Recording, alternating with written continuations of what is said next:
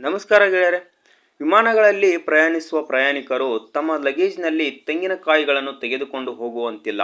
ಬೇರೆ ದೇಶಕ್ಕೆ ಹೋಗುವವರು ತಮ್ಮ ಊರಿನಿಂದ ಆಹಾರ ಪದಾರ್ಥಗಳನ್ನು ಕೊಂಡೊಯ್ಯುವುದು ಸಾಮಾನ್ಯ. ಆದರೆ ತೆಂಗಿನಕಾಯಿಗಳನ್ನು ವಿಮಾನಗಳಲ್ಲಿ ನಿಷೇಧಿಸಲಾಗುತ್ತದೆ. ವಿಮಾನಗಳಲ್ಲಿ ತೆಂಗಿನಕಾಯಿ ನಿಷೇಧಿಸುವುದು ವಿಚಿತ್ರವೆನಿಸಬಹುದು. ಹಸಿ ತೆಂಗಿನಕಾಯಿಗಳಾದರೆ ಒಡೆಯಬಹುದು ಎಂಬ ಕಾರಣಕ್ಕೆ ನಿಷೇಧಿಸಲಾಗುವುದು. ಆದರೆ ಕೊಬ್ಬರಿಗೂ ವಿಮಾನದಲ್ಲಿ ನಿಷೇಧಿಸಲಾಗುತ್ತದೆ. ವಿಮಾನಯಾನ ಸಂಸ್ಥೆಗಳು ಅದಕ್ಕೆ ಬಲವಾದ ಕಾರಣವನ್ನು ಹೊಂದಿವೆ. ಅದೇನೆಂಬುದರ ಬಗ್ಗೆ ಮಾಹಿತಿ ನೀಡುತ್ತೇನೆ. ನೀವು ವಿಮಾನದಲ್ಲಿ ಪ್ರಯಾಣಿಸಲು ಬ್ಯಾಗ್ ಪ್ಯಾಕ್ ಮಾಡಿದ್ದರೆ ಮತ್ತು ನೀವು ತೆಂಗಿನಕಾಯಿಗಳನ್ನು ವಿಮಾನದಲ್ಲಿ ತೆಗೆದುಕೊಂಡು ಹೋಗಲು ಯೋಚಿಸಿದ್ದರೆ ತೆಂಗಿನಕಾಯಿಗೆ ವಿಮಾನದಲ್ಲಿ ಅವಕಾಶವಿಲ್ಲ ಎಂಬುದು ನಿಮಗೆ ತಿಳಿದಿರುವುದು ಉತ್ತಮ. ತೆಂಗಿನಕಾಯಿಗಳನ್ನು ವಿಮಾನದಲ್ಲಿ ಸಾಗಿಸುವುದನ್ನು ನಿರ್ಬಂಧಿಸಲಾಗಿದೆ ಎಂದು ತಿಳಿದು ನೀವು ಆಶ್ಚರ್ಯಚಕಿತರಾಗಬಹುದು. ಆದರೆ ಅದರ ಹಿಂದೆ ಉತ್ತಮ ಸುರಕ್ಷತೆ ಮತ್ತು ನಿಯಂತ್ರಕ ಕಾರಣಗಳಿವೆ. ತೆಂಗಿನಕಾಯಿ ಮತ್ತು ವಿಮಾನ ಪ್ರಯಾಣದ ಕುರಿತು ನೀವು ತಿಳಿದುಕೊಳ್ಳಬೇಕಾದ ಮಾಹಿತಿ ಏನೆಂದರೆ, ತೆಂಗಿನಕಾಯಿಗಳು, ಅದರಲ್ಲೂ ವಿಶೇಷವಾಗಿ ಒಣಗಿದ ತೆಂಗಿನಕಾಯಿಗಳು, ತೆಂಗಿನ ಎಣ್ಣೆ ಹೆಚ್ಚು ಸುಡುವ ನಾರುಗಳನ್ನು ಹೊಂದಿರುತ್ತವೆ.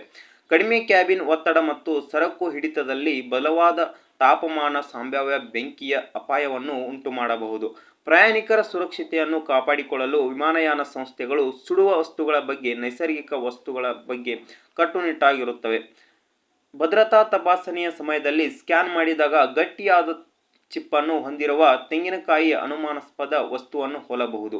ಅದು ಗಟ್ಟಿಯಾಗಿರುವುದರಿಂದ ಅದರ ಒಳಗೆ ಏನಿದೆ ಎಂಬುದನ್ನು ನೋಡಲು ಸಾಧ್ಯವಾಗಿದೆ ಎಂದು ಎಕ್ಸ್ರೇ ಯಂತ್ರಗಳಲ್ಲಿ ಎಚ್ಚರಿಕೆಗಳನ್ನು ಉಂಟುಮಾಡಬಹುದು. ಭದ್ರತಾ ಸಿಬ್ಬಂದಿ ಹೆಚ್ಚುವರಿ ಪರಿಶೀಲನೆಗಾಗಿ ಅದನ್ನು ಬ್ಲಾಕ್ ಮಾಡಬಹುದು. ಇದರಿಂದ ನಿಮ್ಮ ವಿಮಾನಕ್ಕೆ ವಿಳಂಬ ಉಂಟಾಗಬಹುದು, ನಿಮ್ಮ ವಿಮಾನ ಪ್ರಯಾಣ ತಡವಾಗುತ್ತದೆ. ಹಾಗೆ ತೆಂಗಿನಕಾಯಿ ಸೇರಿದಂತೆ ಕೃಷಿ ಉತ್ಪನ್ನಗಳನ್ನು ಸಾಗಿಸುವ ಬಗ್ಗೆ ಅನೇಕ ದೇಶಗಳು ಕಠಿಣ ಕಾನೂನುಗಳನ್ನು ಹೊಂದಿವೆ. ಕೀಟಗಳು, ರೋಗಗಳು ಅಥವಾ ಆಕ್ರಮಣಕಾರಿ ಪ್ರಭೇದಗಳ ಹರಡುವಿಕೆಯನ್ನು ತಡೆಗಟ್ಟಲು ಈ ನಿಯಮಗಳು ಜಾರಿಯಲ್ಲಿವೆ. ಕೊಬ್ಬರಿಗೆ ಒಂದೇ ಕಿಡಿಯಿಂದ ಬೆಂಕಿ ಹೊತ್ತಿಕೊಳ್ಳಬಹುದು. ಈ ಅಪಾಯಗಳ ಹೊರತಾಗಿಯೂ ಕಟ್ ಮಾಡಿ ಪ್ಯಾಕ್ ಮಾಡಿದ ತೆಂಗಿನಕಾಯಿ ಉತ್ಪನ್ನಗಳನ್ನು ವಿಮಾನದಲ್ಲಿ ಪ್ರಯಾಣದ ವೇಳೆ ಅನುಮತಿಸಲಾಗುವುದಿಲ್ಲ. ಈ ವಿಡಿಯೋ ಇಷ್ಟ, ಲೈಕ್ ಮಾಡಿ, ಶೇರ್ ಮಾಡಿ, ಸಬ್ಸ್ಕ್ರೈಬ್ ಮಾಡಿ. Thank you.